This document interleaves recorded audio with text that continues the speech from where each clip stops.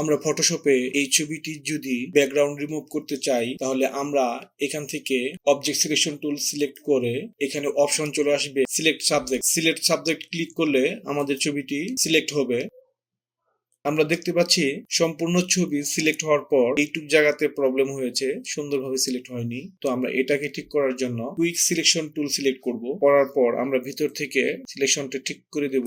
Alter চেপে ধরে minus হবে, এখন বাইরে থেকে আমরা ঠিক করতে পারবো, বাইরে বলতে বাইরের সাইড থেকে, আর অল্টার ছেড়ে দিলে প্লাস হবে, আমরা ভিতরের সাইড থেকে ঠিক করতে পারবো। তো মোটামুটি আমাদের ঠিক হয়েছে। এখন আমরা মাস্ক করব। করার পর আমরা যদি ব্যাকগ্রাউন্ড চোখটি অফ করে দিই, এখানে আরেকটি প্রবলেম সৃষ্টি হয়েছে, সেটা হচ্ছে চশমার এইটুকু জায়গা আমাদের ব্যাকগ্রাউন্ড রিমুভ হয়নি। এইটুকু জায়গা ভিতরের অংশ ছিল, তাই সিলেক্ট হয়নি। আমরা এতটুকু জায়গাকে পেন টুল দিয়ে সিলেক্ট করে নিয়ে আমরা কিবোর্ড থেকে কন্ট্রোল এন্টার।